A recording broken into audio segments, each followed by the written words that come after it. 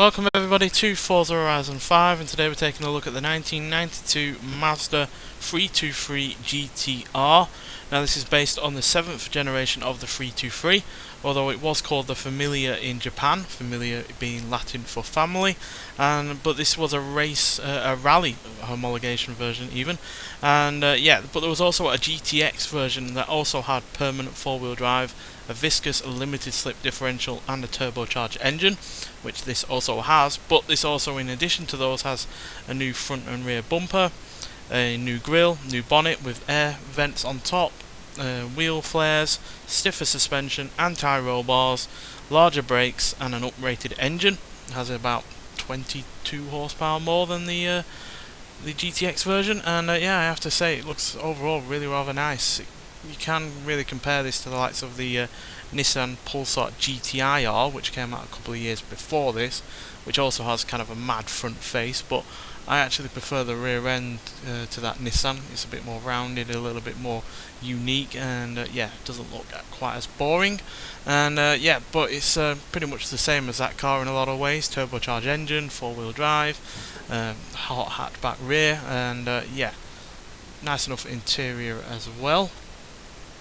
As you can see, pretty much what you'd expect from a 90s car. Nothing massively special, but everything that you could expect from that time on a small car like this is there.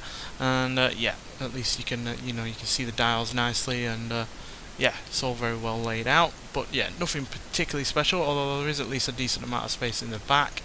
Where there isn't decent amount of space, and that is what is the same with the Nissan, is in the boot, as there is a spare wheel there, a full one, taking up quite a large amount of space, and you've also got a strut bar in the rear as well. So yeah, it's kind of a bit taken up really by stuff that isn't really either necessary or could be better packaged. But then the GTI-R also has a spare wheel in its boot, taking up a fair bit of space as well. Also like the snazzy wheels, which are unique for this version of the car. But where this car's best over the other versions of this car is the engine, which has a 1.8 litre turbocharged inline-4 engine, producing 207 horsepower and 184 pounds-feet of torque. Now that is 20 horsepower down on the Nissan Pulsar GTI-R, and 25 pounds-feet of torque down as well, so that is a bit of a shame.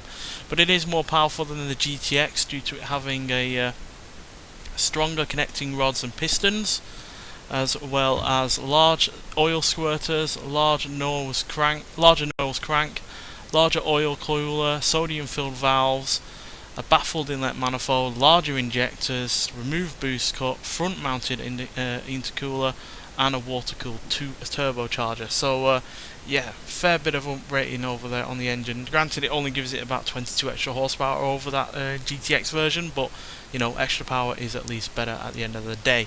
There was also an GTI-E version, which you can actually put the spoiler off on this car, but that car was also 66 pounds lighter than this, which is weird because this version of this car weighs 66 pounds less than the GTI-R. So yeah, that is a little bit weird in that regards. But yeah, still, nonetheless, let's get out onto the open road and see what this car can do.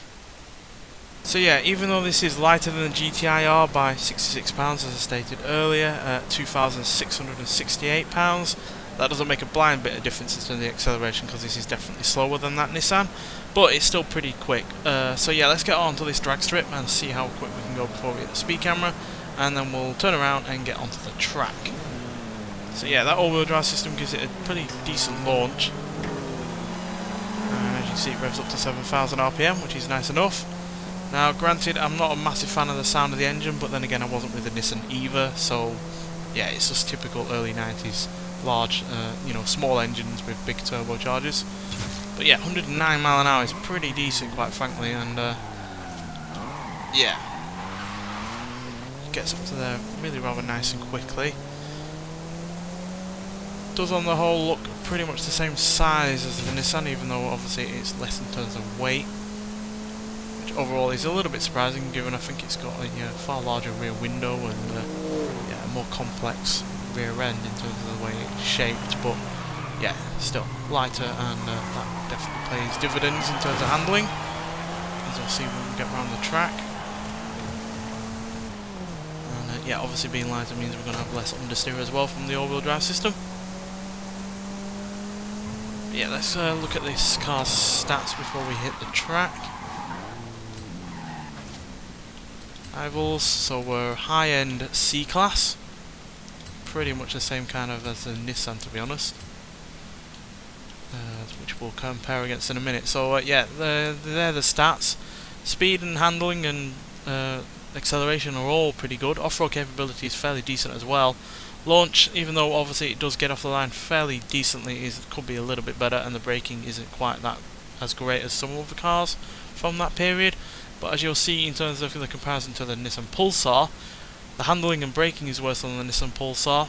The off-road capability is slightly worse, although the acceleration is better. But the speed, as you can see, is pretty much nearly the same, but it's a little bit better. So yeah, there isn't much difference between the Mazda and the Nissan outside of the acceleration and speed, but there is definitely a difference, a definite sizable gap, as you'll see once we get going. So yeah, let's get on to this circuit. I'll let you listen to the engine for a little bit first, and then we'll talk about it some more.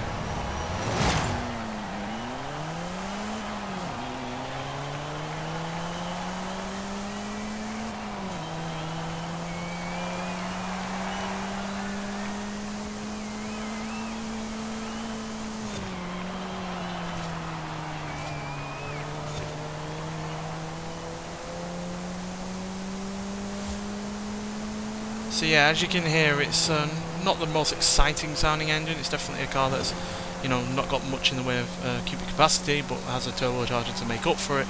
But like I said earlier, that is basically the same with the Nissan, so it's not really a downside in comparison to other hot hatches from the time. Where this does have better an advantage over the Nissan is in terms of the handling and the braking. You can definitely feel it's lighter.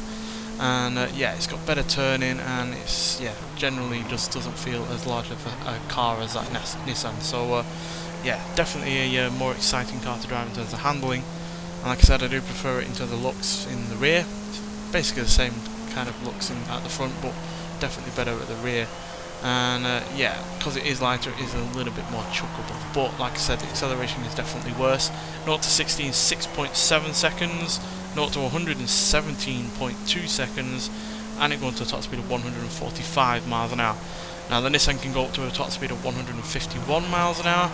It'll be doing 0 to 103 seconds quicker at 14.2, and it can do 0 to 60 in 5 seconds dead, which is 1.7 seconds quicker than this. But to be honest, it doesn't feel that as slow as that. It feels quicker than it actually is, and maybe that is because it is such a nice truckable car that just responds as and when you want it to, and it just feels that little bit tighter and you know, a little bit more sporty than that Nissan. And yeah, I do like the fact that this car is now on this game, because we've not had a new Mazda for a long time.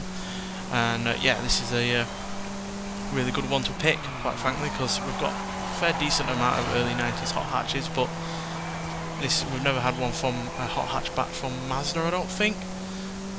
But still, it's about time that we did at least have one, and yeah, this is a really, really good one in that regard. And yeah, even though it is quite similar to the Nissan in a lot of ways, it is at least different enough. You know, it looks better, it's, you know, better in terms of handling and braking, and yeah, at the end of the day, it's, you know, something we've never had before. So yeah, really do like the fact that we've put this in the game. I really do hope we get more, you know, cars that we've never had from certain manufacturers from before, or we've not had new cars from certain manufacturers before, because like I said, we've not had a new Mazda for a long time.